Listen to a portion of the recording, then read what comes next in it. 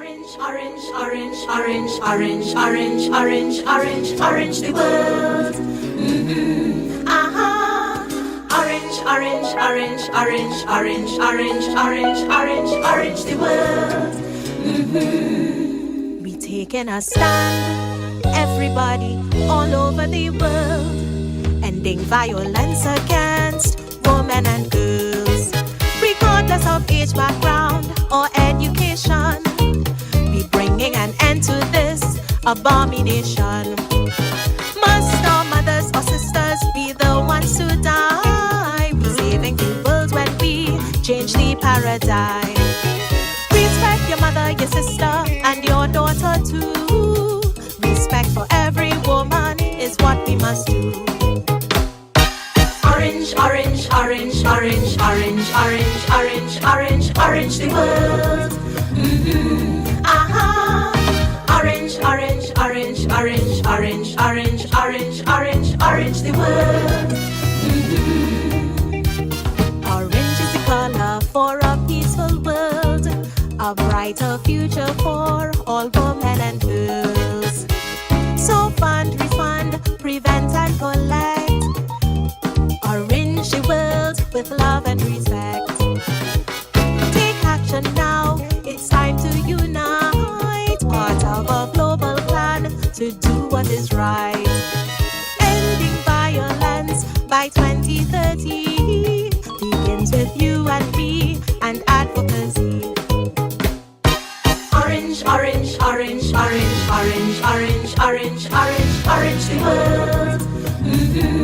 Aha. Orange, orange, orange, orange, orange, orange, orange, orange, orange, orange, orange, orange the world. Aha. Orange, orange, orange, orange, orange, orange, orange, orange, orange the world. We taking a stand, everybody all over the world, ending violence against women and girls, regardless of age, background, or education. We bringing an end to this abomination. Must our mothers or sisters be the ones to die? We saving the world when we change the paradigm. Respect your mother, your sister, and your daughter too. Respect for every woman is what we must do. Orange, orange, orange, orange, orange, orange, orange, orange, orange the world. Aha. Orange, orange, orange, orange, orange, orange, orange, orange, orange. So good afternoon to all present and welcome to Orange Café, a sorority afternoon for gender-based violence awareness, hosted by Soroptimist International Esperance. Today forms part of our club's observance of the United Nations campaign, 16 Days of Activism for No Violence Against Women and Children, which you will hear a little bit more about later in the program. I am Marsha Marchand of Soroptimist International Esperance, and I'm honored to take you through the proceedings. I would like to take this time to acknowledge our Soroptimist sisters. Ladies, if you can just raise your hands so our guests will know who you are. These are our hardworking ladies of Soroptimist International Esperance. We begin our program with a word of prayer. So please stand as I call upon Tricia to do an opening prayer for us. Let us all bow our heads in prayer. Today we pray for all our women in Trinidad and Tobago, especially those experiencing any type of gender-based violence. We pray that they find the strength to seek help.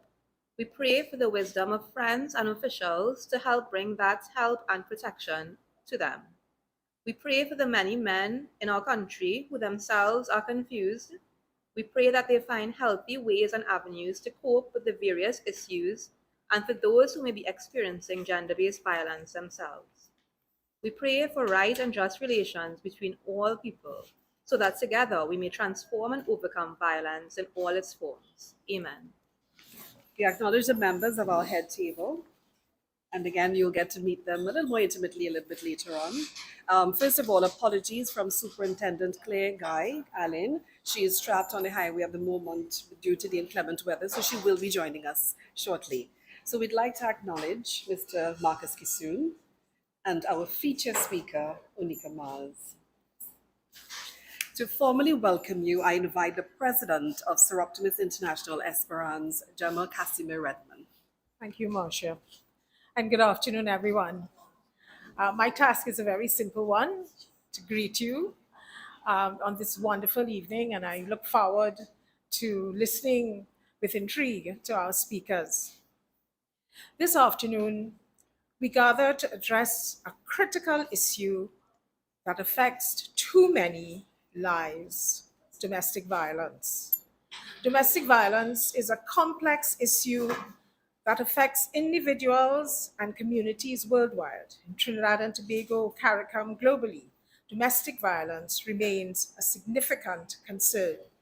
As Soroptimists and Soroptimist Esperance, our ideal is to eliminate domestic violence. In our efforts to achieve this, we continue to educate and create awareness, like this afternoon, which we hope would help change societal attitudes and promote healthy relationships. We will support organizations that provide services such as shelters, counseling, and legal assistance to survivors of domestic violence. We will advocate for legislation that will strengthen laws and policies that protect victims and hold perpetrators accountable. We will partner with our communities to focus on early intervention and prevention to promote education on healthy relationships and promote gender equality. As we are all aware, women and girls account for the majority of domestic violence incidents. So this afternoon, we welcome all of you. And through the power of poetry and testimonials and speakers that would share their ideas, we hope to shed light on the experiences of survivors, raise awareness, and foster support within our community. Once again, welcome, and let us stand united against domestic violence and create a safe space and healthy and healing and empowerment. Thank you again for joining us this afternoon on our journey. Thank you. Apart from our presenters and speakers this afternoon, there are representatives of two organizations that also advocate against domestic violence. I would like to take this time to invite them to briefly tell us a little bit about their organization and bring greetings. So first, I would like to call upon Mrs. Veronica Landreth-Smith. Good afternoon, ladies and gentlemen. I am Veronica Landreth-Smith, and I am the director of the Halfway House 2016. Let me first say that violence against women is a shameful stain in the world. It's a national crisis. And in recognition of that, we decided that we will build a shelter for victims of domestic violence, women and children in our society. We opened our doors in 1986, and from then to present, we have accommodated more than 3,000 women and children. And they have come from all parts of the island. In the early days, we would also accommodate from Tobago. And we also had someone from as far as Italy who was living here at the time. We provide them with shelter, food, clothing. We assist them to get legal help. Now it has been done online. It was done in person earlier. We get protection orders for them. We also help them with moving on with their lives, getting accommodation for them when they leave our home, which is not always very easy. We do have our challenges in that a lot of them come to us expecting us to get them an HDC house or apartment, which is something we cannot do. We try. We provide them with the necessary letters. which they take into the authorities, or sometimes we take it on their behalf. We also try to get them food cards. It was easier earlier, but it's proving a bit difficult now. Some of them return to the home because they have other children they have left behind. And others, if they have relatives, they would seek shelter with them, or they would move out of the area and move north and seek a new life. We try to encourage them in craft of some kind. Some of them are interested, others are not. And a lot of them are looking for a job as soon as they leave us. They're not interested in staying to learn a craft. They want to make ready money because they have families that they have to look after. So they leave us and we keep in touch with them. We find out what they are doing. We continue to assist them as much as we can. And we had a meeting recently with the NGO unit of the Ministry of Social Development, which we fall under, explaining to them the problems we have in assisting these victims when they leave us. There are grants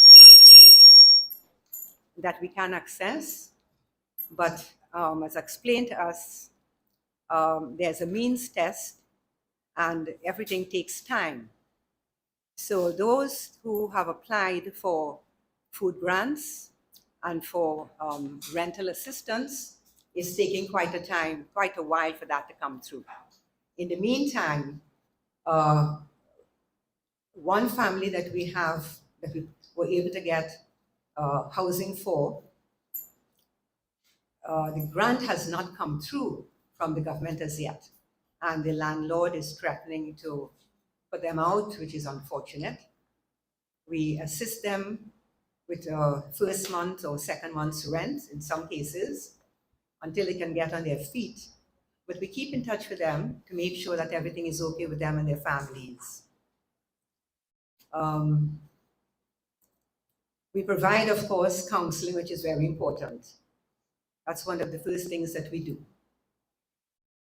Sometimes they need more than once or twice, or sometimes 3 sessions, sometimes 4, depending on their cases. The mothers and their children, depending on the ages, are counseled. And they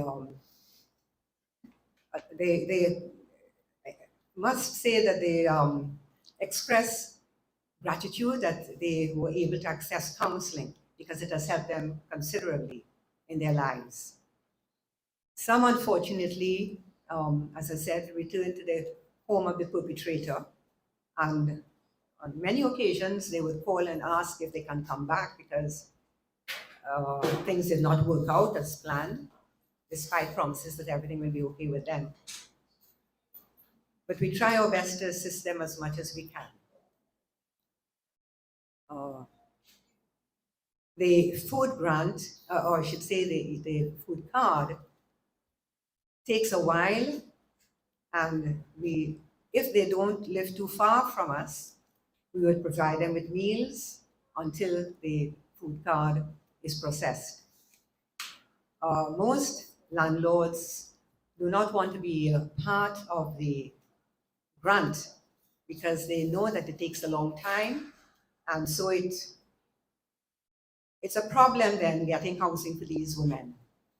We have to go from place to place to place to see who would be acceptable or who would be amenable to the idea that, okay, the grant is going to come through, just give them accommodation. So we do have our challenges, and that is one of our main challenges, to provide accommodation for these survivors of domestic violence. So that is basically what it is. We started, as I said, in 1986, and we were able to build in an area. We got the land from Caroni and we built there. And we have been there ever since. There are no signs up for obvious reasons, but the police know where we are. They bring the victims to us.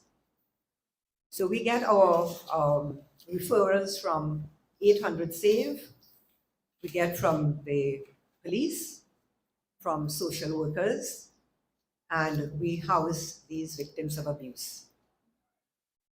We have a very good relationship with the police, especially the Gasparilla police, and we deal with the victims support unit as well, the gender-based violence unit, who provide us, who bring a lot of the victims to us.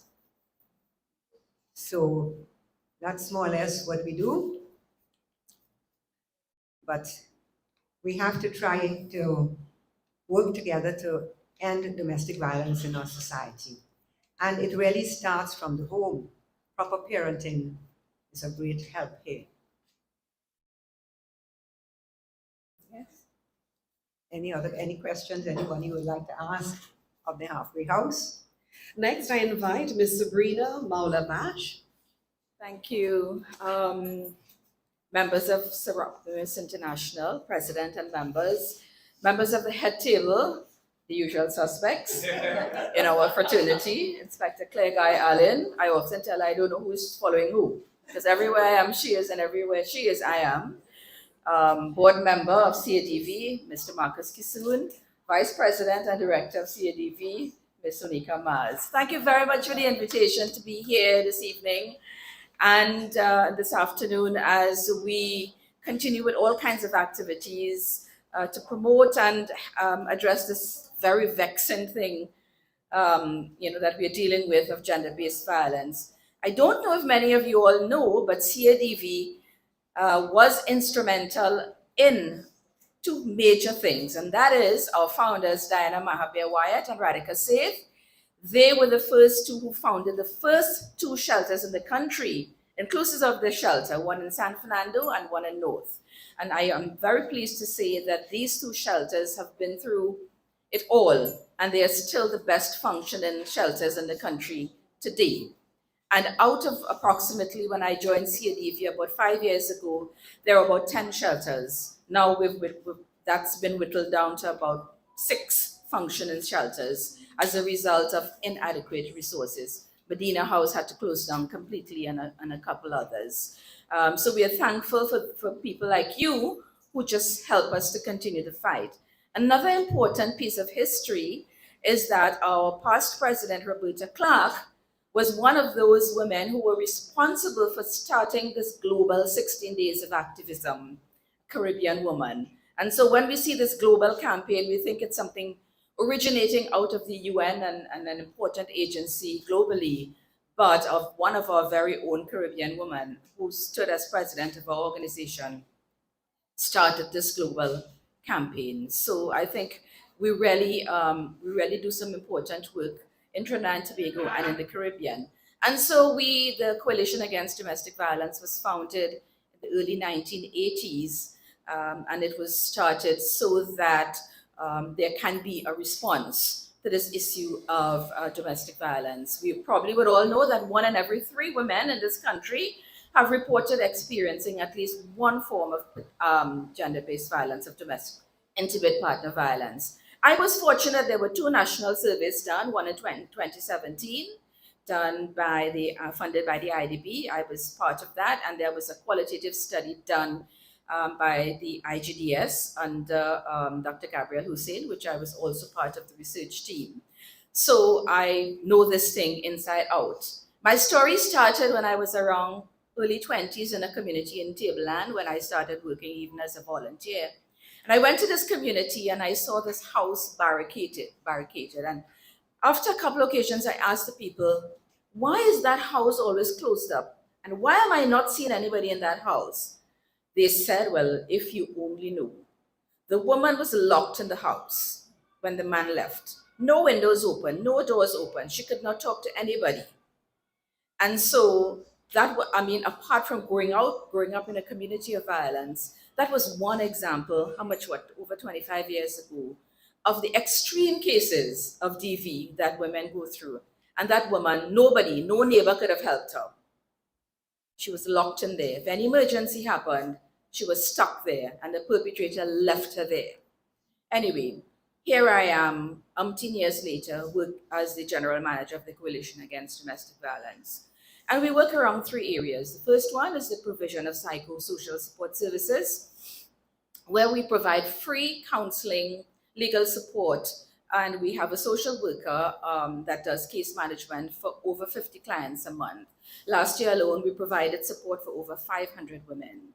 And all our services are free. Very importantly, out of the 1 in every 3 women who experience domestic violence, 1 in every 3 do not disclose. So if we are seeing 500, over 600, between 5 and 600 per year, and those are the ones disclosing, can you imagine the ones who are not disclosing and who are not seeking help? When we were going through COVID, it was referred to as the silent pandemic or the shadow pandemic, this thing called domestic violence / under the rubric of gender-based violence. Our second area of work is our policy influencing. And through that, we've done critical work, and we were a key player in several key pieces of legislation. The introduction of the Domestic Violence Act, which was done in 1999, and then the amendment, I think it was done in 2020, Marcus, Inspector, 2020. We were very instrumental in getting that piece of legislation amended through what we created something called an Alliance for State Action, in which we have 20 civil society organizations lobbying for legislation. We also worked on the sex offenders registry through the Alliance for State Action, which we got introduced, and sit as a committee member that was now working towards introduction of the sexual harassment bill. So we are working on several key critical pieces of legislation. A very important one that we were able to craft was a domestic violence workplace policy. We crafted that for the Trinidad and Tobago Chamber of Commerce. And with that policy, we asked the corporate sector to introduce that so they can protect their employees in the workplace who experience DV in the workplace and protect them and even provide help for perpetrators. Our third area, now if you give me a chance, I can go all day, so I promise you I'm wrapping up. So the third area, of course, is our prevention work, and through our prevention work, so we do capacity building and training for nurses, the judiciary, police officers, first responders, civil society organizations. Next week, we will do a training for guidance officers attached to secondary schools. And we prepare them and help them to understand how to treat with DV. We also go to schools, the corporate sector. We are doing a sensitization next week as well.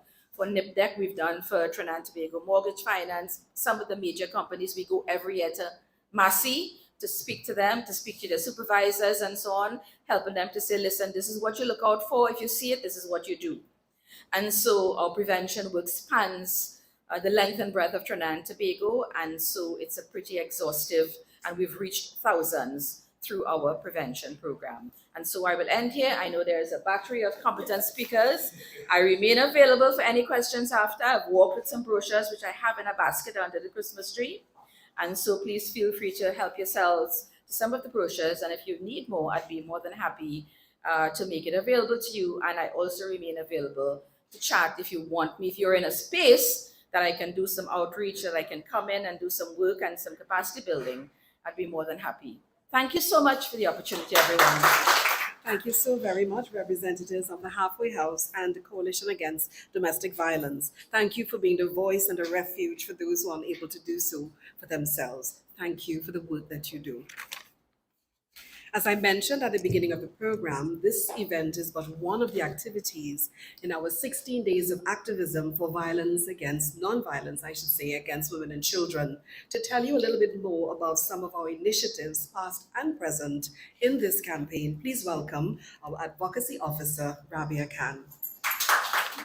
Good afternoon, ladies, and good afternoon, gentlemen. I would first like to share with you the reason for the use of the color orange for Orange the World campaign against gender-based violence. Orange symbolizes a brighter future free of violence, and it serves as a means of demonstrating solidarity in eliminating all forms of violence. So that's why we have Orange the World, and we tend to wear orange. I would give a brief background of the 16 days of activism against gender-based violence. The 16 days of activism against gender-based violence is an international civil society-led campaign that takes place every year, starting on the 25th of November to the 10th of December. In support of this civil society initiative, under the leadership of the UN Secretary General, Antonio Guterres, UNITE calls for global action to increase awareness, galvanize advocacy efforts, and share knowledge to end gender-based violence. I will now give you some initiatives that our club, Soroptimist International Esperance, did over the last 5 years to raise awareness against gender-based violence. The club executed the following activities: painting of benches orange with messages against domestic violence and human trafficking. A human trafficking awareness and advocacy campaign, which involved placing signage in strategic areas near known brothels and other high visibility locations, providing hotline numbers for victims. The club engaged men as advocates against violence towards women and girls. Well-known TV news reporter and journalist Akash Samaru and activist Marcus Kissoon both produced videos which we shared on our social media platforms. Collaborative efforts also extended to partnerships in the oil and gas sector, widening our reach and impact. The men at Incotec Limited wore orange coveralls and took pledges to not commit, condone, or remain silent about any type of violence.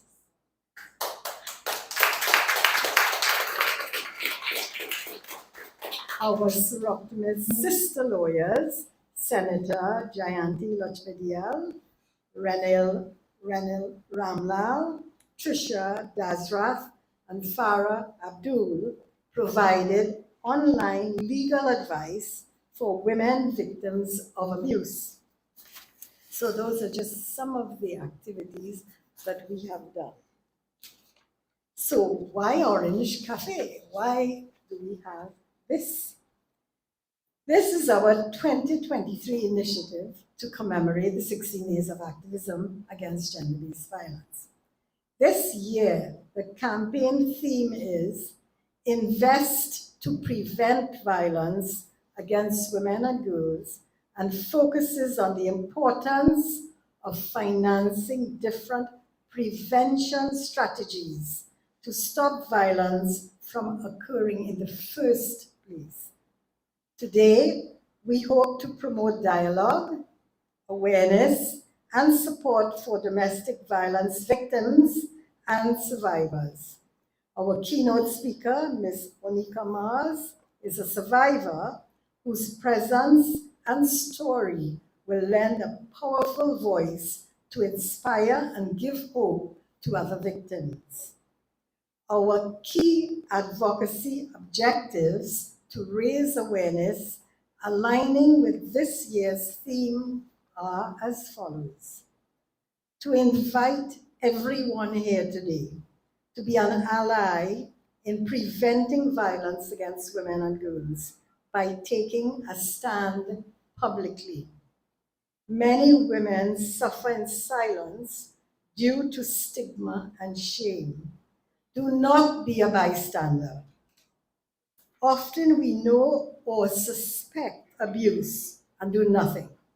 Each of us has a responsibility to report to relevant authorities to help create a culture of non-violence. Secondly, to advocate for investment in prevention by mobilizing government, civil society, women's rights organizations, and private sector to take concerted action and deliver concrete change for women and girls through 4 actions.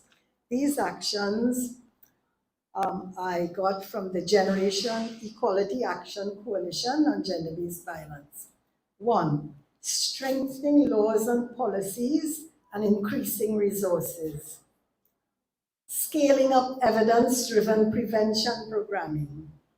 Scaling up comprehensive, accessible, and quality services for survivors.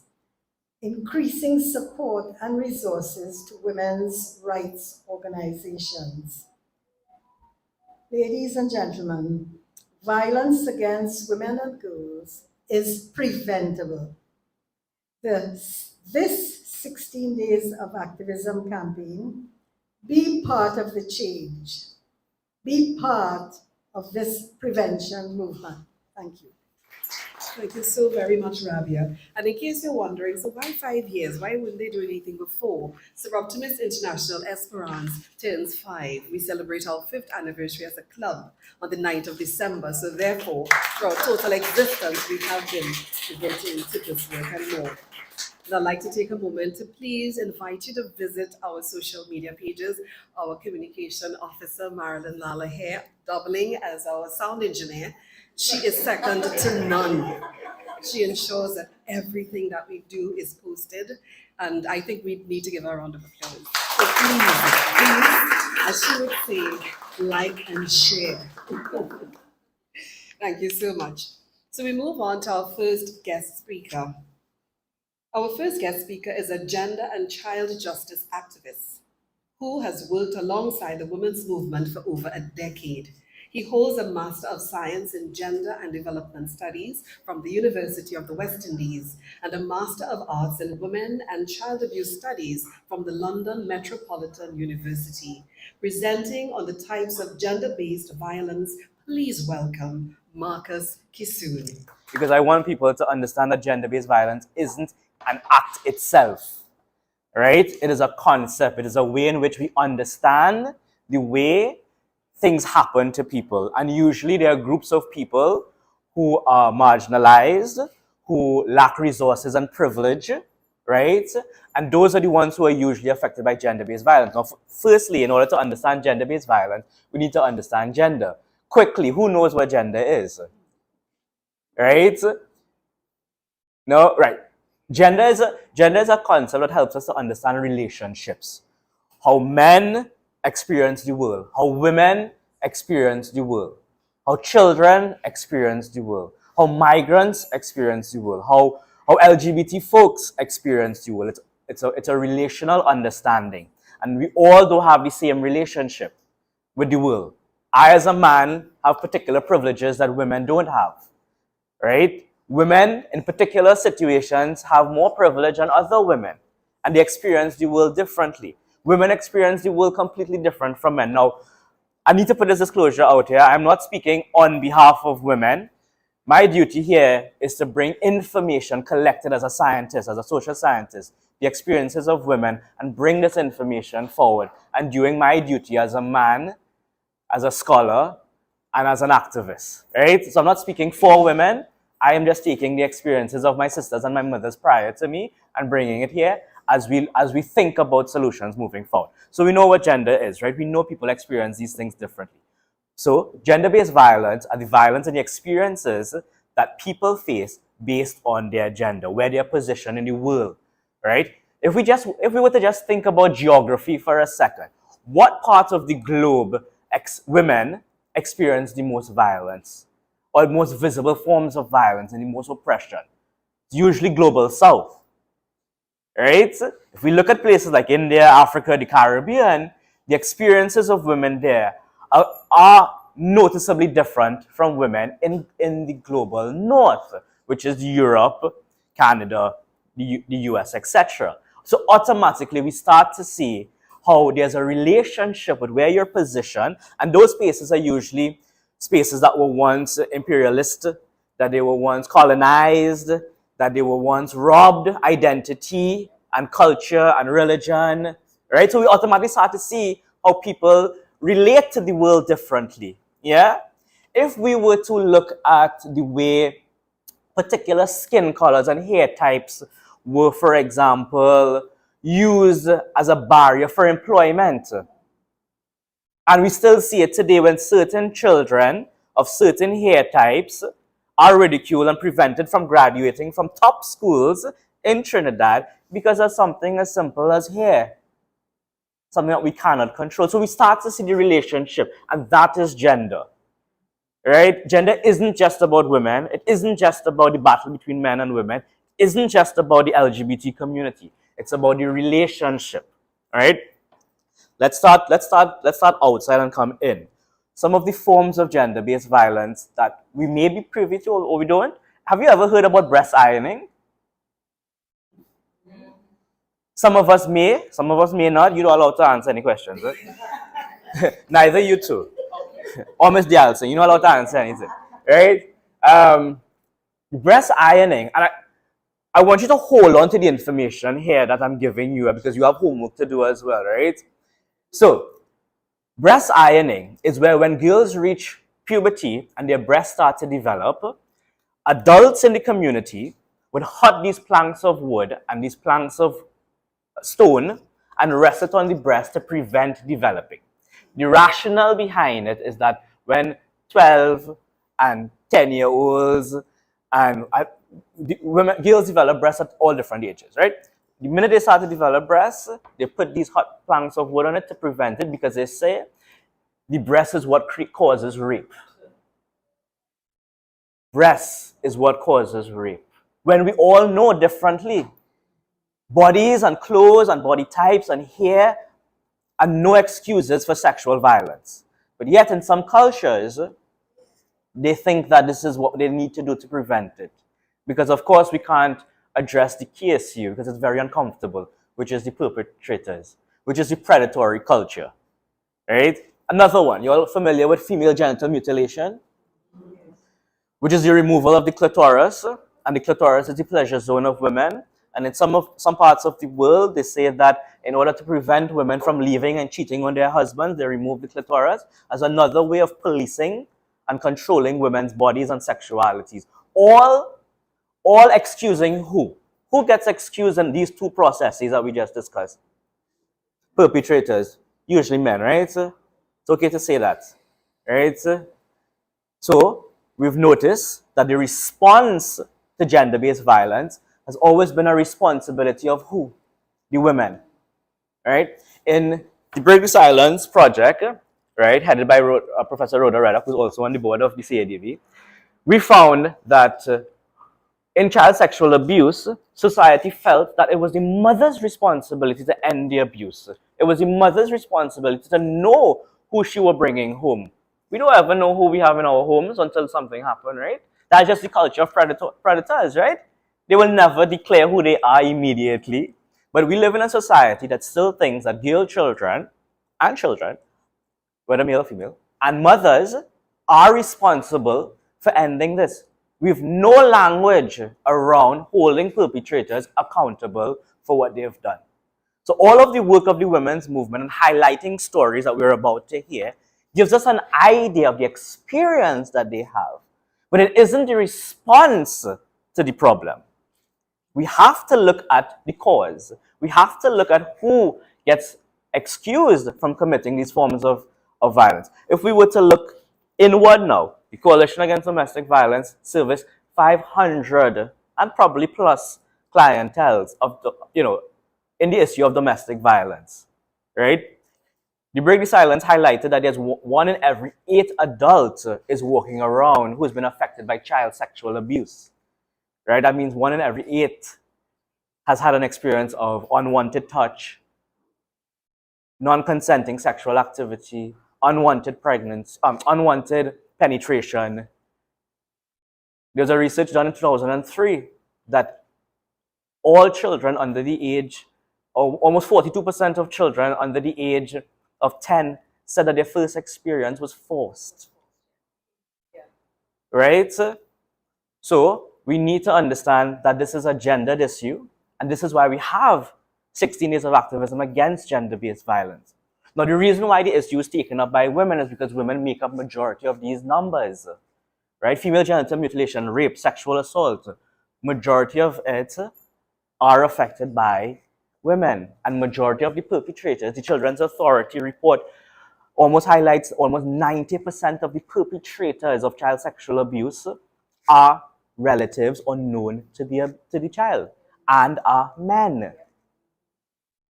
So are our responses, again, to just think about how do we just make the woman safe, or how do we end the culture of women's lacking of freedom? The issue isn't safety. The issue is freedom. The issue is the inequalities that women experience because of their sex. Because they were born into a world where the breast, the vagina, has a particular meaning, and we have to change that meaning if that's the work that we want to do. Now, your homework now is, as you listen to all of us speak, you have to write down on those little sticky notepads, what does domestic violence mean? Reason why I'm asking domestic violence, now we know that domestic violence is a form of gender-based violence. There are a number of women who are not affected by domestic violence, but are affected by other things, right?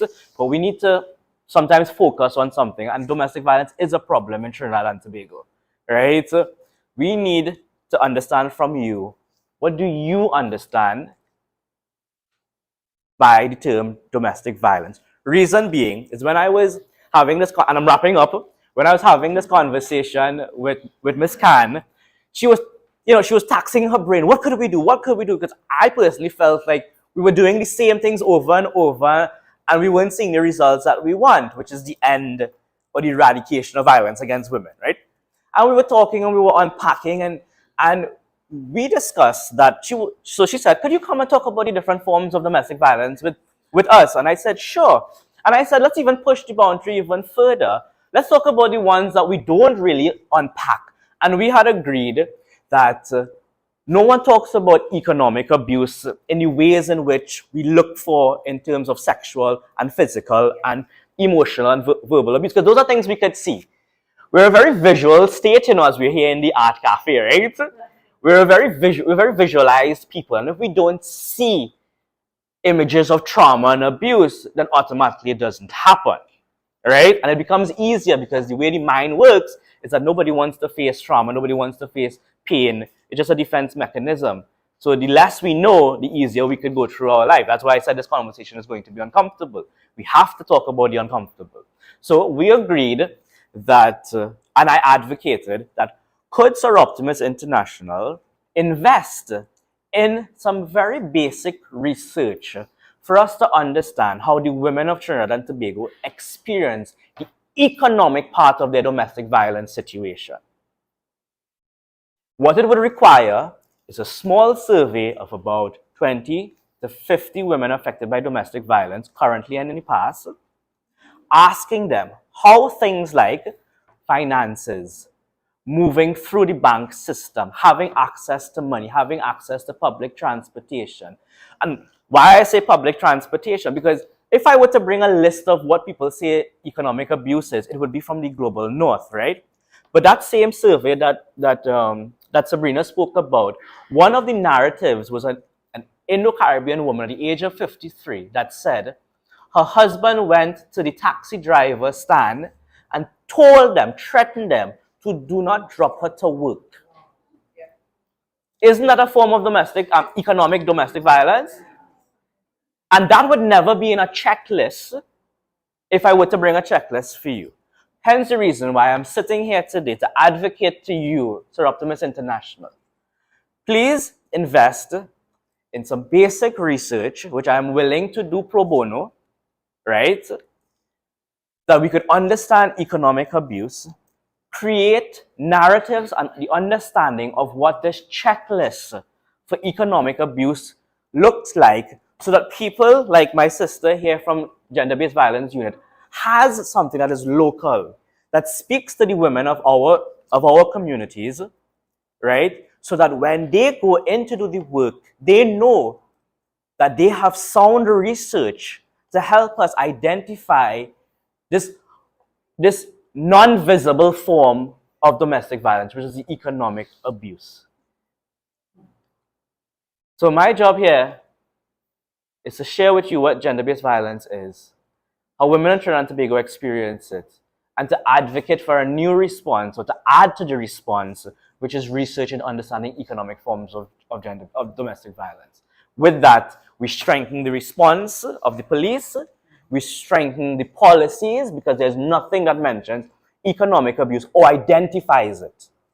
We depend on social workers and teachers and clinicians to use their professional judgment. But we know sometimes professional judgment comes with biases. So we need a list. And the only way we could get that list is if we invest in the research and the data. So again, I say, please, Soroptimist International, as a response moving forward, can we invest in some economic abuse data collection that we could now use in our future campaigns, our future assessments, and our future response to gender-based violence? Thank you. Our next speaker is the head of the Trinidad and Tobago Police Service Gender-Based Violence Unit.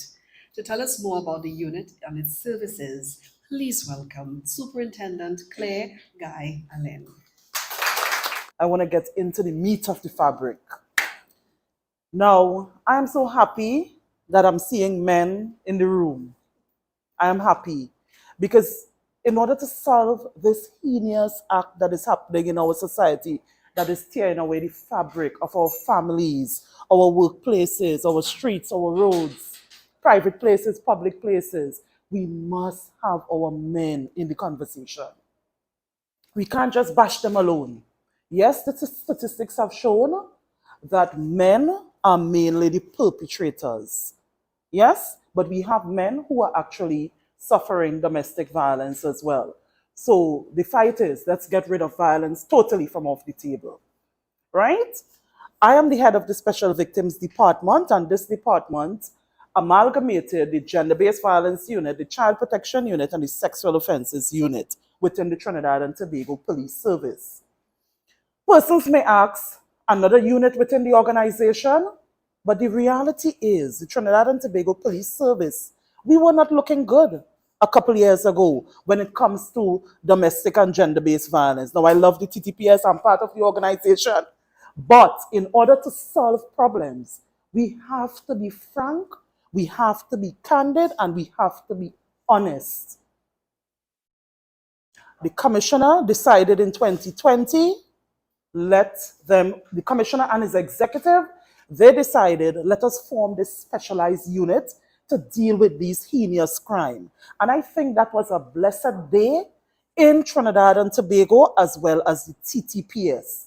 Because we started to have the conversation to let persons understand there are specialized officers besides what you have been experiencing. And you should not have been experiencing that as the public, because we are there to protect and serve with pride. So the public should not have been experiencing that in the first instance. So the commissioner would have gotten together, formed this unit with highly trained officers who were now able and equipped to respond to victims, to bring them into survivor mode with these crimes. Yes? Now, that unit also have the child protection unit. So I'm telling you that so you could understand why the commissioner and the executive decided, let us put all these units together, because the crimes and the acts are sort of overlapping at times. Yes? Because in domestic violence, gender-based violence, we have children in the household. Children sometimes become secondary victims. And a lot of times, persons don't look at that, they don't think about it. But within the unit, we look at it. We know whenever a gender-based or domestic violence occurs, it's not just about the survivor only. We look at the entire household in order to offer psychosocial support to the entire household. So the report is made and the investigation kicks in immediately. Sometimes a survivor is so traumatized they cannot even speak to the investigator. And we have moved away. If you call in a domestic or gender-based violence or a child protection issue report, we don't tell you, oh, come down to the station and make the report. We will tell you, where are you comfortable with us speaking with you? Would you like us to come to you or you want to come to us? You want us to meet you somewhere? Because sometimes persons, they prefer if you come to their homes because of the stigmatization of these heinous crimes. People sometimes don't want to report. People are suffering in silence. And I want to thank everyone in the room here today because we all are agents of change. We all want the same thing. We all want zero reports of gender-based domestic child abuse, sexual assaults. We all want the same thing.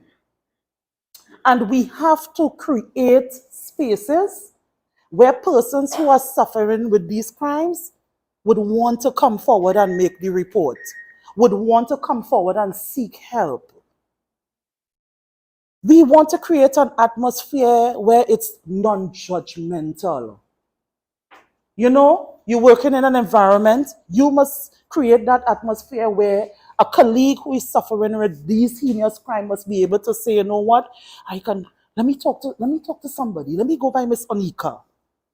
And when they come to Miss Onika, and Onika helps that person by listening to them, and you show them the way to go. Because sometimes it's very difficult. Sometimes you would say, listen, let's go to the police. From the time they hear that, they shut down. Because all they are seeing is that their husband, their loved one is going to be arrested and charged. So they may immediately shut down. But you now would have to sell to that person, listen to me, you really need help. These things we have seen in the papers because there is the evidence, you know. We have seen in the papers where victims and survivors have actually been killed by perpetrators. So we have to create where that person is comfortable to come and speak to you.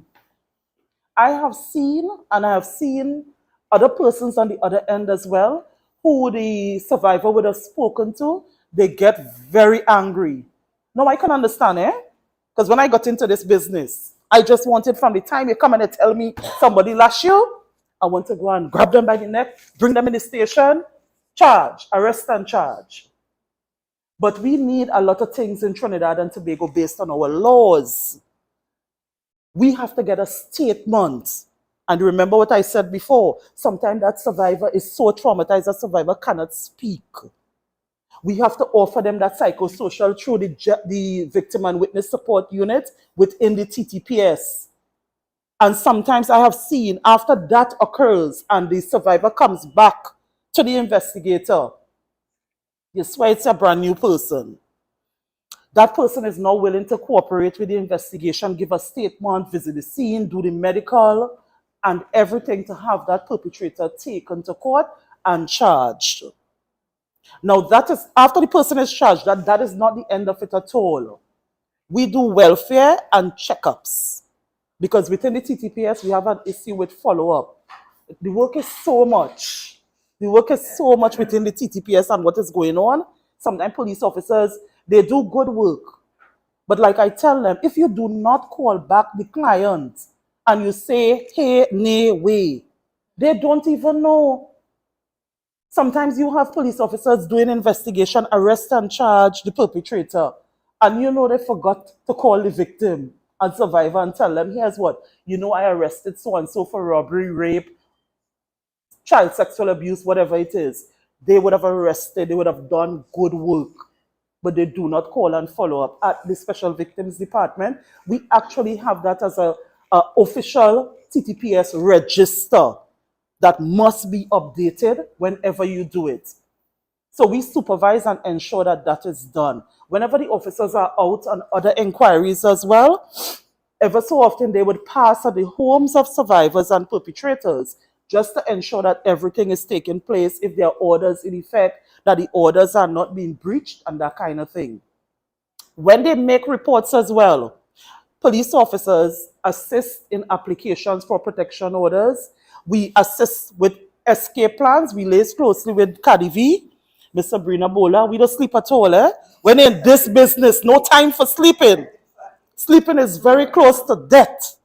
So we are always, the phone is close by, always there and willing to help people. This thing is 7 days a week, 365 days a year, 24 hours. Because you have to be there to help someone, because there's a difference. A DV could start at 0 and end at 100 in seconds. And you have to know how to refer. You have to know what you're saying as well. What you're saying to that survivor. So if persons are not trained, and that is why it was critical that the TTPS have this special unit with these officers who are specially trained. Because it's easier to train a small cadre at a time, Thank God for the Spotlight Initiative. The Spotlight Initiative came about in 2020 when the TTPS was taking on this transformation. And we sat together and we came up with a module that is now embedded in the academy. So we are going to see changes with other officers besides the special victim officers. The entire TTPS will be trained. The training has already started. Close to about 300 and something persons have already been trained in gender responsive policing. Because responding to domestic and gender-based violence, child abuse is critical. Critical. Whoever is that first person that the survivor reaches is very, very critical. It says whether or not that survivor is going to shut down or continue to give the information so that help could be assisted and the silence could be broken. Because GBV, gender-based violence, it strives when silence takes place. When people don't talk about it, perpetrators are empowered. And they feel if they slap you last week and you did nothing about it, this week they will choke you. Well, you know what is choking, right? They put their hand around your neck, not rest your hands, and they're trying to snuff the life out of you. We have a lot of reports of choking. Recently, I was speaking to a survivor, and the survivor was telling me, I'm just calling to get some information. I said, no problem. What if you have a spouse, and I know it's the victim I'm talking to, but you start to play the game. What if your spouse keeps making threats that they're going to kill you, they're preventing you from having a phone and all these kind of things. I said, from the time she started with, if that person tells her they're going to kill her, I said, my lady, anytime anybody tells you they're going to kill you, whether it's joke or not, you on the other end take it very, very, very serious. Very, very serious. And that is why it is critical to have groups like yours, groups like Café, groups like Onika Mars, in Tobago, Women of Substance, because a lot of time these ladies could tell you, some persons who come to them, come to the police, when you do outreach, they would walk up to you and say, I didn't know I was in an abusive relationship. How can I get help? That non-judgmental space is critical. Sometimes as human beings, we look on at persons who are suffering and we want to know, what are you doing there? You find I should leave? Those are not the conversations you have with survivors. You map out the way to them. Map it out to them and be very realistic. Ever so often you tell them, here, what's happening? He told you he will kill you. Trust me, one day he will do it. Be careful, be careful. But you map it out for them. Map it out and show them where they can get help. Some persons don't even, the amount of outreach that all of us here are doing, and there are still people who are going to tell you they didn't know. Seriously, they didn't know. We have been in schools, we have been in communities. You hear the kind of work that Casimir is doing, Women of Substance, Soroptimist. You all are doing real work. But still, there are certain people that we're not reaching to for one reason or the other. And there are places in Trinidad and Tobago where people have no current internet, nothing. For this 16 days of activism, we are going to walk some of those areas just to have that conversation with persons. Let them know where they can get help so that they could hide and come out and seek the help whenever they are ready. So I don't want to talk too much because this topic, I could talk until tomorrow if you give me a chance, because I so want this thing to go to zero. I want us to each continue what we are doing and just remember this. If you forget everything else I say today, there is hope. And as my friend said before, this is preventable. This can stop. This can end. And it all starts with each one of us in this room not giving up. There are times you may feel that, oh God, this isn't happening and that not happening. Trust me, keep pressing forward. We are changing lives. We are doing what we are doing, and we are doing it from here. Because this work, you can't do it for money or favors or nothing. No accolades. The only accolade you will get is from God. Trust me. You would be working in different organizations. People wouldn't even tell you, hey, good work. Don't look for that at all. If that is your motivation, forget it. Pack your bag and leave. Right? But let us not give up because there is hope. Thank you. Just to mention, and our advocacy officer here is reminding me, the word Esperance in our name is French for hope. Oh, you see? Yes. It's wonderful to sit and listen to what I would say a paradigm shift in the police service, because far too long it has always been the echo of the victims. I went to the police and they did not take me seriously. So thank you all for developing this unit, for understanding and seeing gender-based violence holistically. And forgive my voice, I'm a bit passionate when it comes to this, the support system and everything else. Thank you. So let's take a moment as I introduce our featured speaker.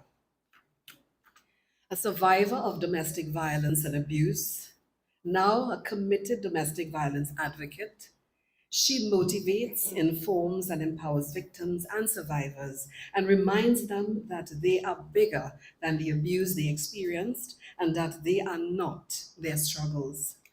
Among her many credits is founder of Sit and Chat with Onika Mars, a domestic violence support group that was launched in October of 2016. She's the founder and president of Women of Substance, which was founded on March 24th, 2017.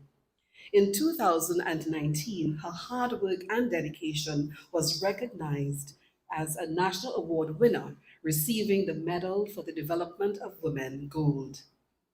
With a strong relationship with Christ, she is a graduate of the Redeemed Christian Church of God, School of Discipleship, and the Bethel Bible College of the Caribbean Christian Counseling Program. She's an entrepreneur and a proud mother of 2 teenage boys. She was nominated and selected by the U.S. Embassy to represent Trinidad and Tobago in the U.S. International Visitor Leadership Training Program, which allowed her to meet with other global leaders like herself from 24 different countries and also nonprofit organizations throughout 4 different American states. She has now joined the distinguished alumni of the list of International Visitor Leadership Program and is also a member of the government's Interministerial Committee, which was formed to coordinate strategies that serve to reduce domestic violence. She serves on the board of the Inter-American Development Bank, NextGen, and the Trinidad and Tobago Coalition Against Domestic Violence. Please welcome for an intimate conversation with Onika Mars, the Orange Café's feature speaker, Onika Mars.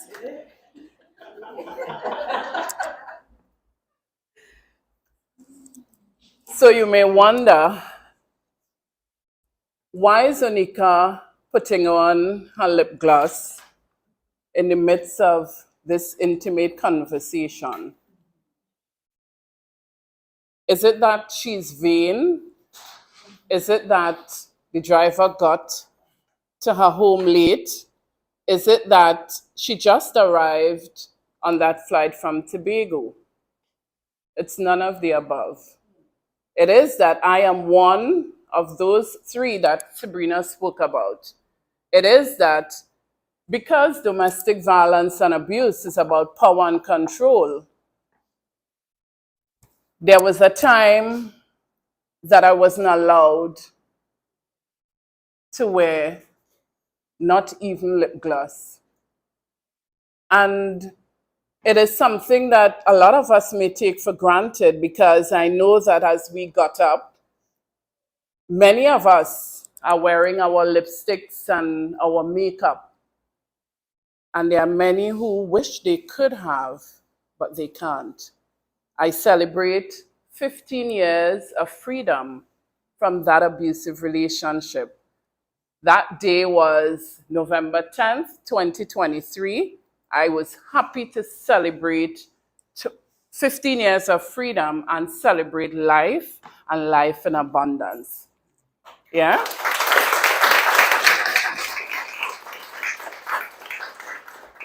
So thank you again, Soroptimist International, for having me. I really, really appreciate. I thank God for the opportunity to be able to share my story, because in sharing my story, one, I have found my purpose, and two, I recognize that there is no shame in sharing my story, because in sharing my story, I have run into and had the opportunity to speak with several victims and survivors who also have a story. So even as our faces may differ in this room, I could bet my last dollar that if we sit maybe somewhere outside or somewhere, we all have a story that we could share. It may not be one of intimate partner violence like mine, but we all have a story. So my story is one of intimate partner violence and being a survivor, and a proud survivor, right? I spent 13 years in that abusive relationship. And one may think, 13 years, Onika, you sit down and take that for 13 years? I was employed. I had a good job at T&Tech Police, precepted firearm user. Yeah. I had my own home. My partner was living in my home, but yet I was a victim. You know, sometimes we judge, right? Sometimes we look at people and we think, but she has a good job. Why is she staying? She has her own home. Why is she staying? She isn't staying because she just like abuse, like a lot of us see. She isn't staying because she cannot do better. She isn't staying because she just wants to stay. She's staying because so many reasons, such as being intimidated like I was. The relationship didn't start off abusive. My partner held a very high position in a well-recognized organization in Trinidad and Tobago. And on his job, he was an excellent worker. To his colleague and to people who knew him, he was a wonderful human being who cared about his workers, his staff, who cared about children, who loved children. But he was a beast to us, the people who were in his intimate space. I didn't know that he was a perpetrator, because I don't know if any one of us inside here could look at somebody and point out, look at perpetrator going there. No, we cannot, because they are so gentle, they are so nice, they are so warm and seem very compassionate. They, to everybody else, is really, really nice. So a lot of times when you speak out, people are like, you sure? Will you do that, man? You sure you didn't do something? Will you do for him to hit you? Really? How could you ask such a question? I didn't do anything. I am from Tobago and grew up in a space where my mother was also a victim. My father was a perpetrator. And I said to myself as a child, no man in hitting me. But it turned out that I was a victim. I was a victim because my partner started off real loving, real kind, real everything.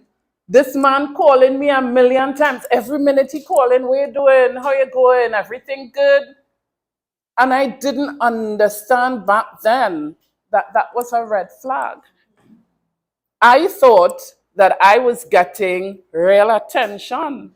So I felt good. The man calling me a GT. The man calling me every minute. Oh my God, he wants to know what's going on. Not realizing that he's monitoring my every move. Not realizing that he wants to know if I say I'm going out with Claire, make sure it's Claire. You understand? So very subtle, the abuse stepped in.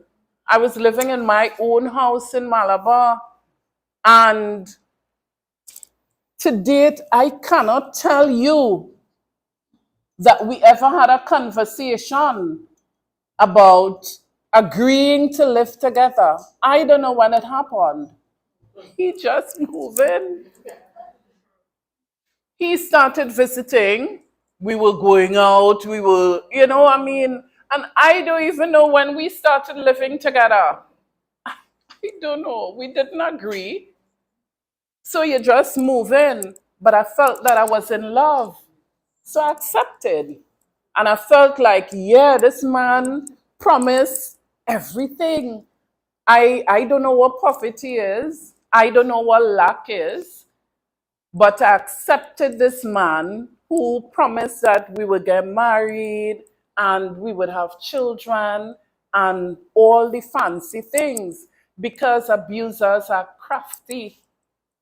They know exactly which button to press. They know exactly what to say to you, because he was 15 years older than I was back then. He had real experience, so he played on that. Yeah?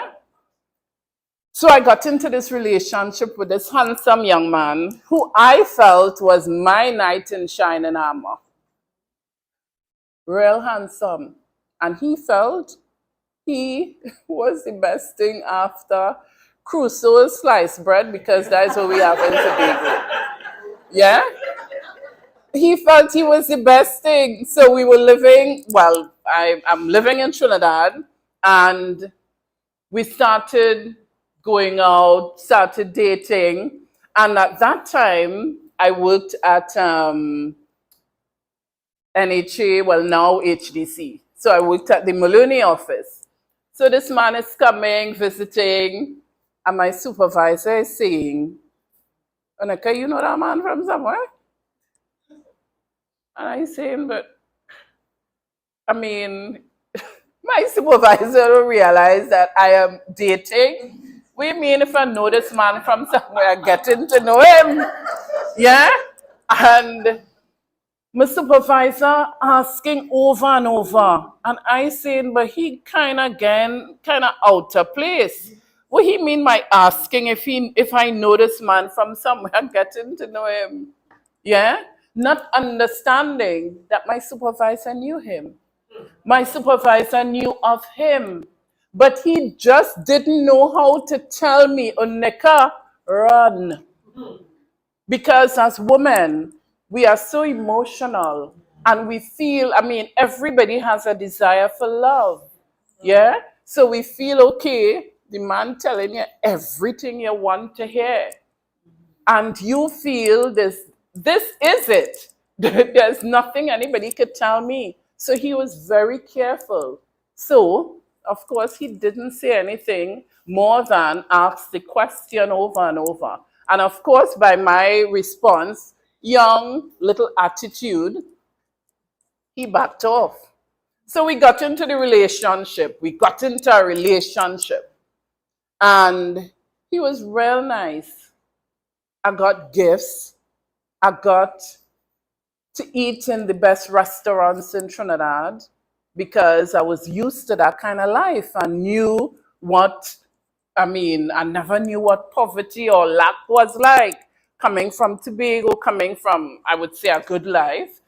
I appreciated all that. And because he had a good job, he was able to afford the niceties. He knew I loved to travel. Yeah? He made the monies available. Is there anybody in here who doesn't like money? No, I just kind of curious because, I loved it, still love it, and I love the gifts, and I loved going to the fancy restaurants. Yeah, I loved dressing up and going out. When we met, at that time, I was not Christian, I'm now a Christian, and we partied. So he bought little shorts and vests. I didn't have any children, so we partied. He bought the shorts and the vest for us to go to parties. But we went to one party at night at, I think it was Soca Village. And by that time, we in the relationship, and I think things going good. I cannot remember the first incident of physical abuse, but what I remember was that he tried to isolate me from my family and friends, but I overlooked it because I thought that I was in love. Yeah? So we went to Soca Village in my hot shorts and vest, and I'm ready to party because I still love music. I love to dance, right?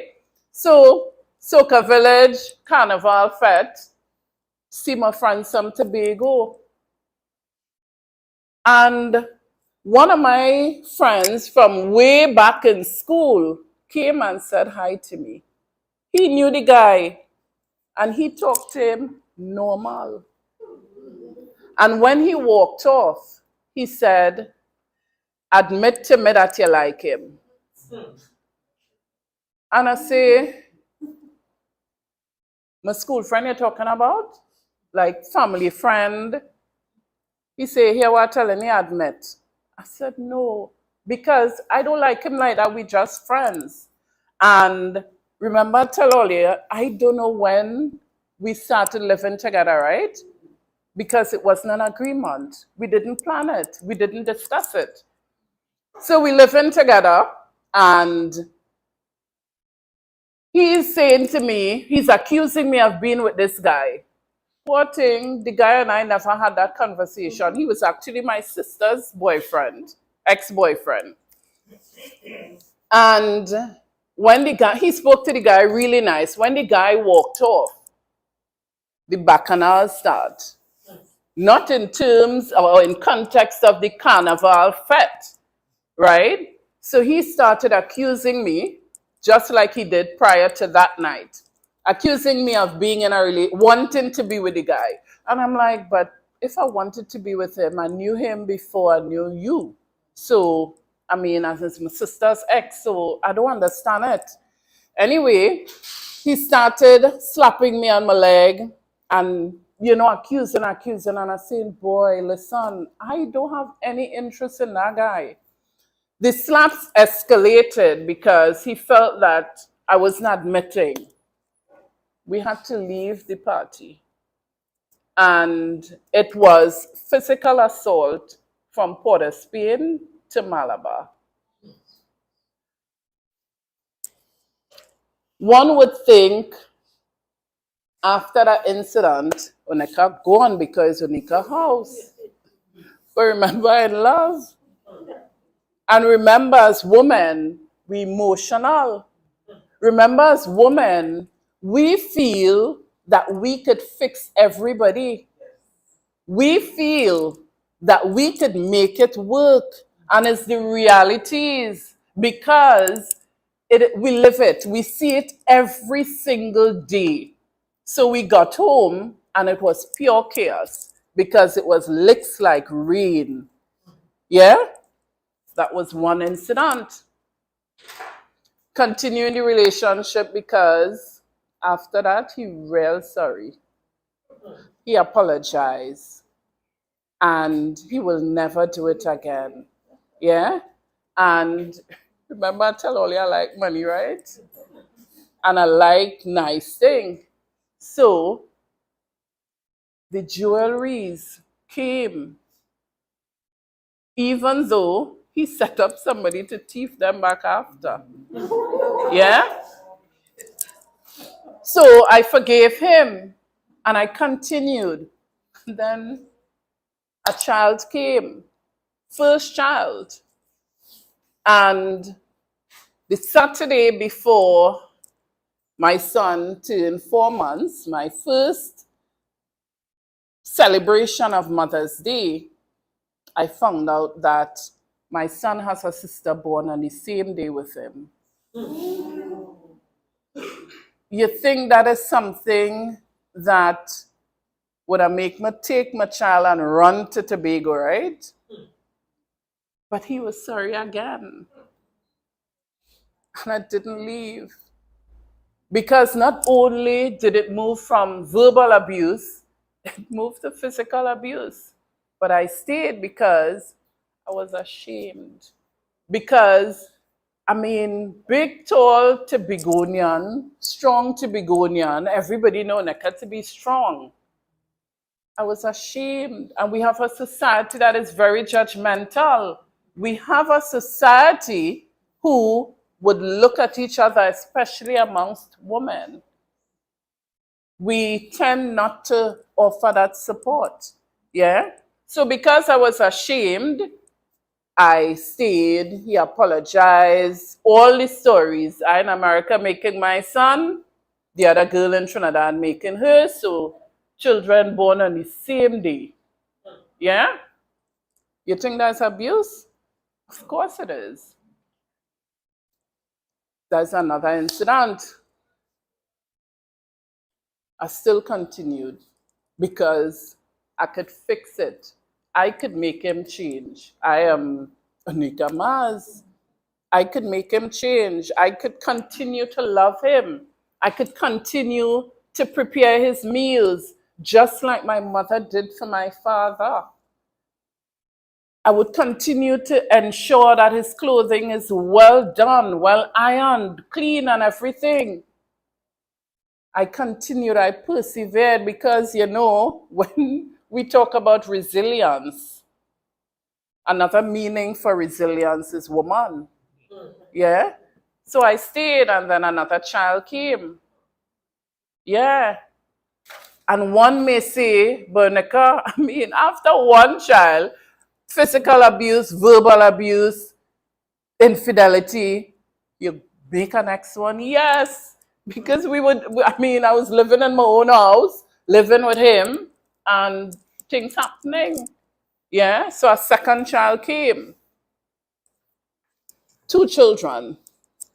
The abuse continued because I'm still thinking that I could change him. I am still thinking that, you know what? I grew up hearing my grandmother and them say, make your children for one man and that's the man you had to marry. So in my mind, I changed in he, and we had to get married. We got engaged. And I thank God for who he is. I thank God that the engagement stayed right there because the abuse got worse. The abuse continued. I couldn't wear makeup. The same short pants, I couldn't wear them again. I had to wear long skirts. I couldn't wear makeup. I couldn't do anything to my hair. Excuse me one sec. Couldn't do anything to my hair other than braid. and he had dreads. So eventually, I had dreads. Not because I love dreads, yes, but I didn't have dreads because I, at that time, wanted it.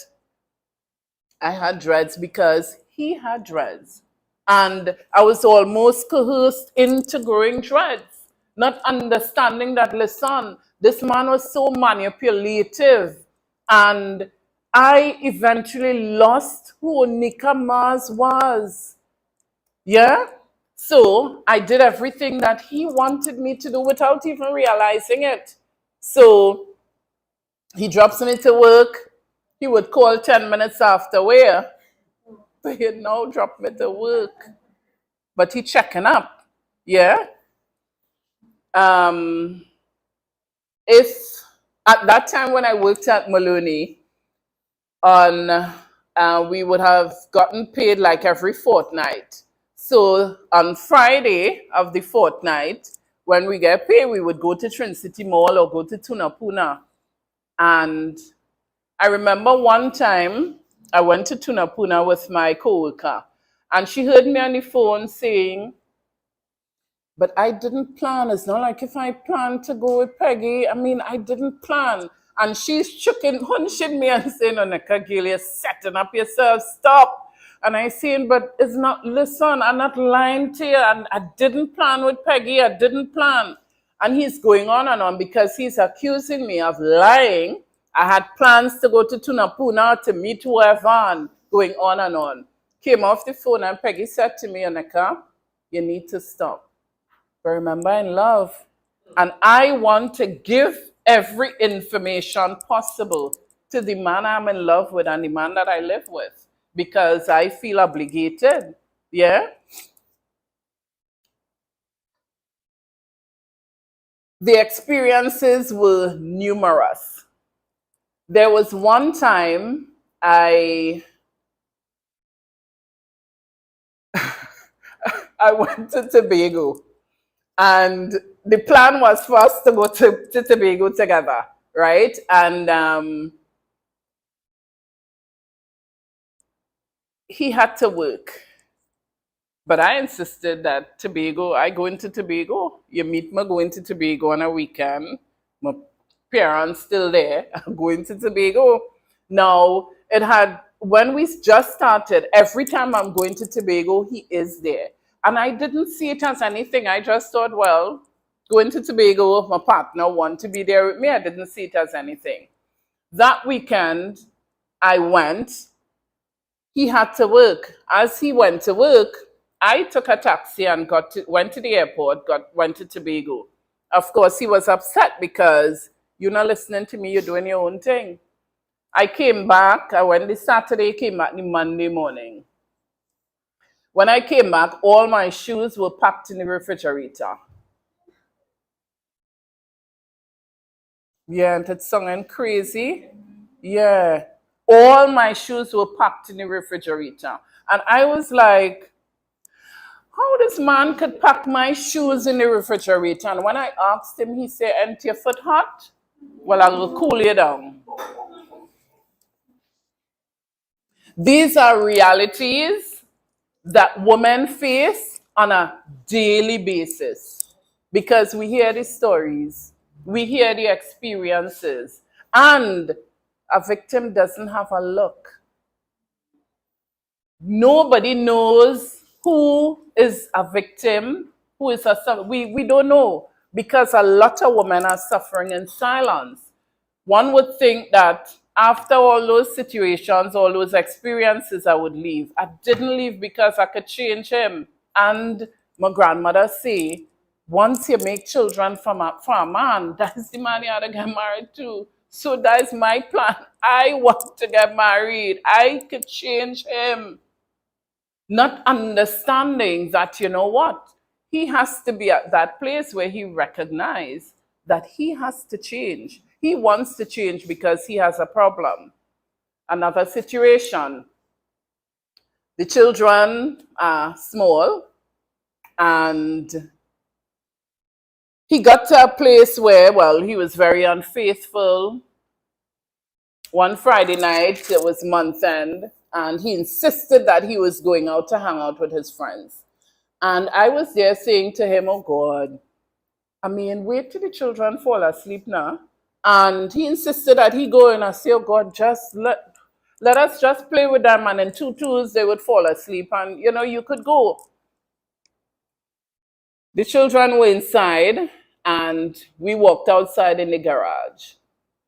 My car was parked in the garage. He was driving my car. And the garage was covered. I knew for sure it wasn't raining.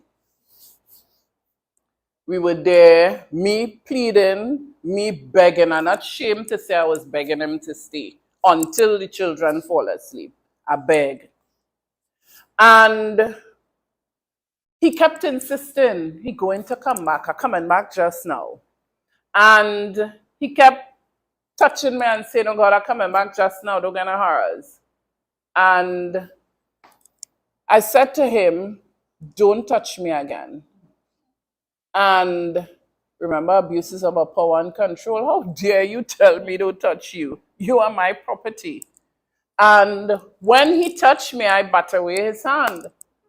And how dare you? Remember I said it wasn't raining, right? Remember I said the garage was covered. When I got up, I was knocked out. When I got up, I felt liquid dropping. Remember I said it wasn't raining. Remember I said the garage was covered. So I'm feeling liquid dropping. We're in the garage. The houses in Malabar are very close. So I was kind of like delusional. So I'm stumbling to go inside and I heard my neighbor say, Onika, you wait till a man kill you before you leave, girl. And I went inside because remember, shame. You understand? And when I walked inside and looked in the mirror, I was horrified because my face was swollen, blood dripping, lip stuck between my teeth, teeth shaking, and I'm in a mess by the time the children sleeping. Do you think for a moment that he stayed at home? He left with my car. Yeah, he left. The following morning, Saturday morning, I had to go. At that time, I had left NHA, working Tech now. And I had to go. I called my friend, former co-worker, same Peggy, to go to the hospital with me. But I told her, I said, I don't want to go to the public hospital. I want to go to a private hospital so that, you know, less people would see me. We went to a private doctor at a private hospital in Arima. And I remember the doctor asking me to tell him, explain to him what happened, explain to him why my lip burst. And I told the doctor, I fell down. Many of you probably sitting there wondering, can you chip it or something? I mean, how dare you tell the doctor you fall down? Remember, in love. So victims in these situations cover for the perpetrator because you want to protect him, even though you're going through so much. So I lied. And the doctor asked over and over again, and I continued to lie, telling him that I fell. And he said, okay, no problem. I would have to call the police so that you could explain to them, you know, that how you fell and all that. From the time I hear police, I said, Doc, let me tell you what happened. And I told him. Now, I got 13 stitches. And I remember the doctor saying to me, Onika, you are a young girl. At that time, I was in my late 20s. Yeah? And he said, you are a young girl. You don't need to be going through this. I mean, look at your face. Look, your lip is swollen, burst. You need stitches. Look at your face. But I heard all he was saying to me on that morning. And I took the stitches. I still have the scar, a scar that I would live with for the rest of my life. I took Peggy back home after accompanying me to the doctor, and I went back home. Do you think that I left? I didn't, because I was still ashamed, and I didn't know of any support systems. I didn't know of CADV back then. I didn't know of any support systems. So I'm going to share another experience with you all.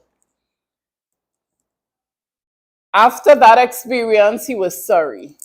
After that experience, we went to Jenny's on the boulevard.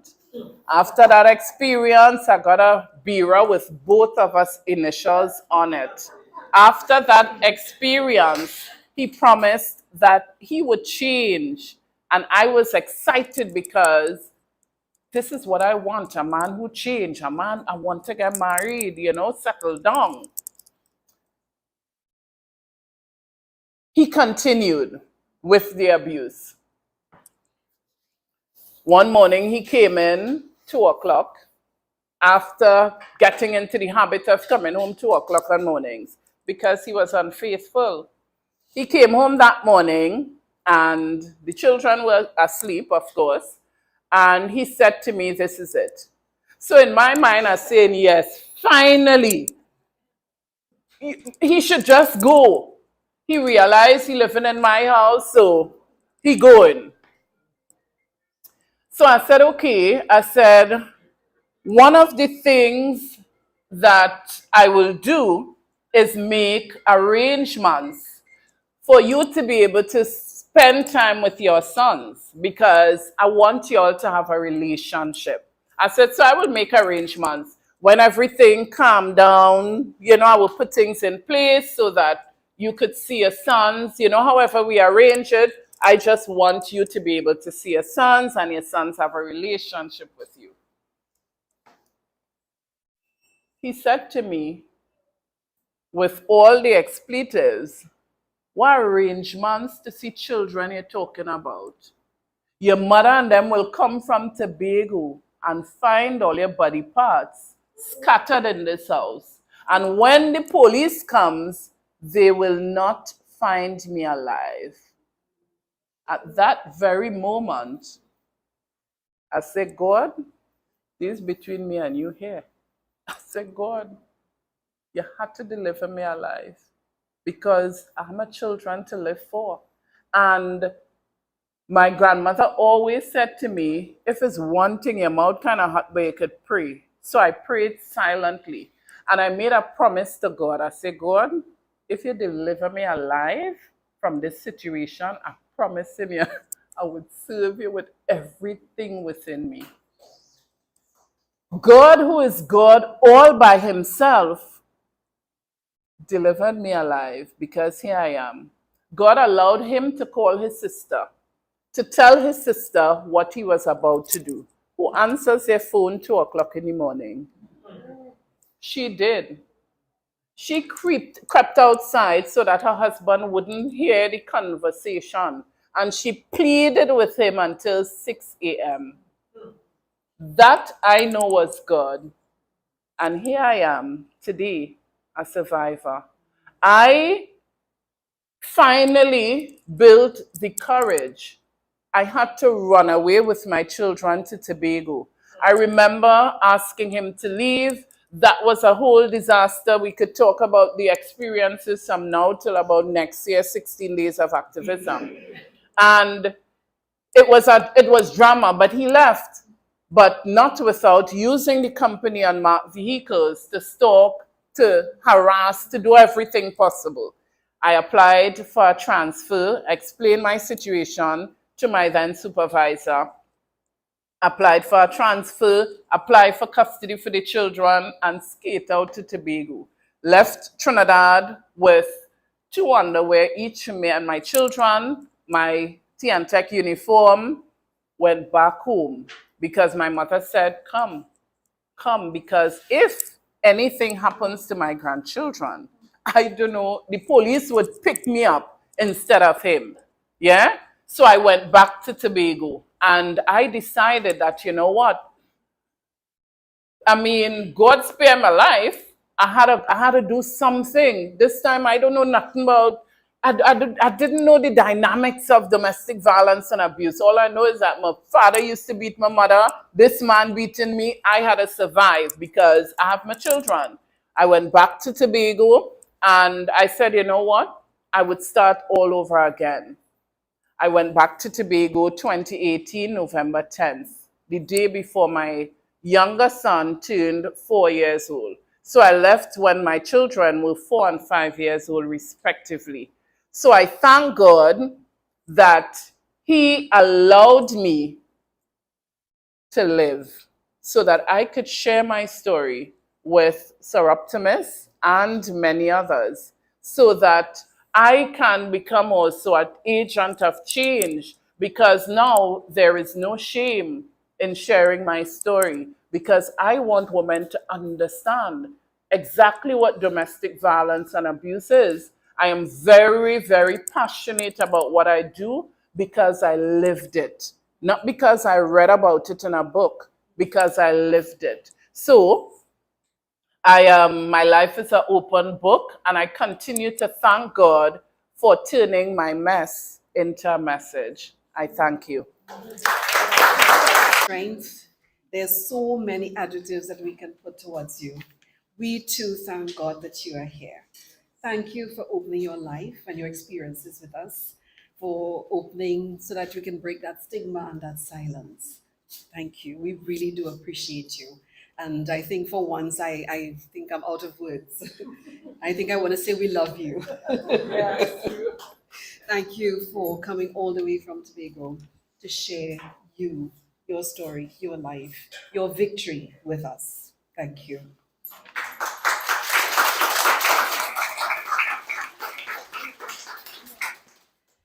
At this time, we would like to present some tokens to our speakers as a show of our appreciation for you all taking your time to be here and support the Orange Café. All right? We could not have done it without you. Thank you again. So normally we would say that ladies are first, but we want to turn the tables today, and we want to give our first presentation to Marcus Kissoon. I would like to call on Charmaine, a member of Soroptimist International Esperance, to present. Sharing your expertise and information. Yes. Thank you. Thank you so much.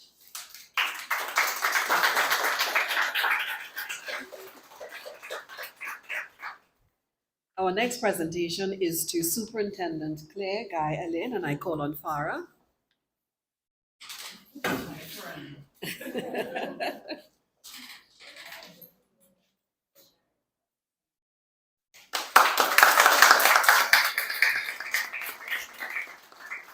And to our feature speaker, I call on our President, Gemma, to make this presentation.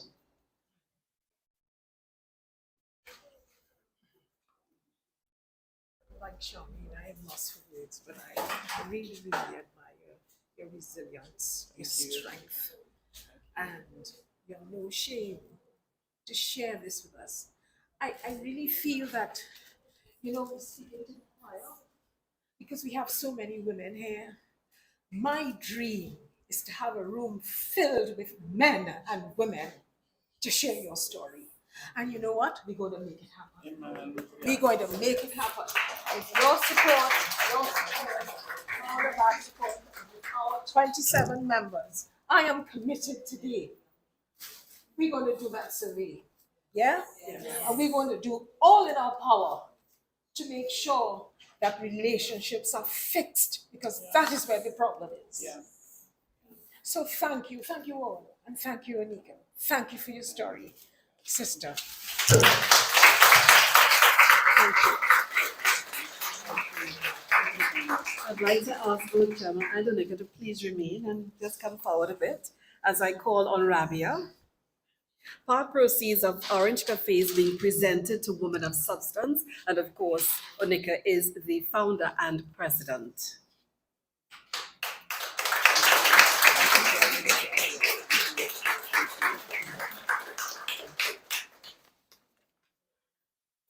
So we are almost to the end of our Orange Cafe, and in all things we must give thanks.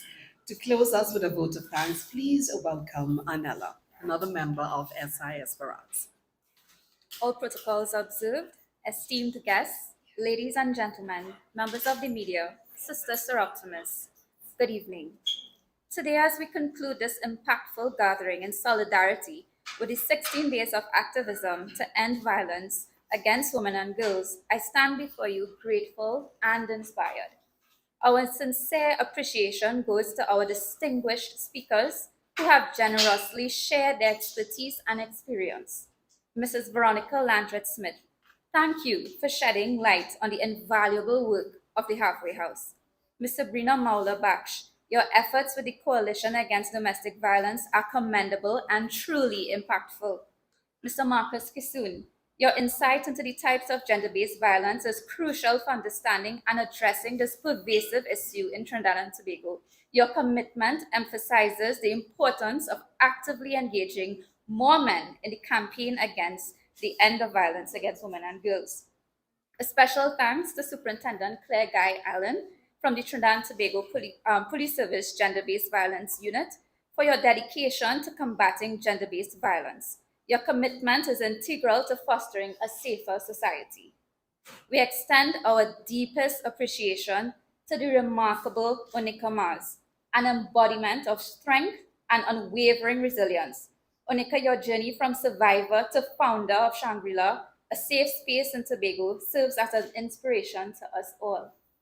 Your story has touched our hearts, and we thank you for your courage in turning adversity into positive action. Finally, but certainly not least, we also thank the Arts Café for graciously providing this space and nourishment for our bodies, and to our guests, photographer, videographer, and members of the media. Your presence here today signifies a collective commitment to eradicating violence against women and girls. Your support is invaluable, and together we can make a difference, and there is hope. In the spirit of unity and empowerment, let us carry the inspiration gathered here today forward, working hand in hand to create a world where every woman and girl can live free from the shackles of violence. Thank you. So we've come to the official end of Orange Cafe. It has been my pleasure and an honor to take you through the events. So enjoy your tea and thank you. Ending violence against women and girls, regardless of age, background, or education. We bringing an end to this abomination. Must our mothers or sisters be the ones to die? We saving the world when we change the paradigm. Respect your mother, your sister, and your daughter too. Respect for every woman is what we must do. Orange, orange, orange, orange, orange, orange, orange, orange, orange the world. Orange, orange, orange, orange, orange, orange, orange, orange, orange the world. Orange is the color for a peaceful world, a brighter future for all women and girls. So fund, refund, prevent and collect. Orange the world with love and respect. Take action now, it's time to unite. Part of a global plan to do what is right. Ending violence by 2030 begins with you and me and advocacy. Orange, orange, orange, orange, orange, orange, orange, orange, orange the world. Orange, orange, orange, orange, orange, orange, orange, orange.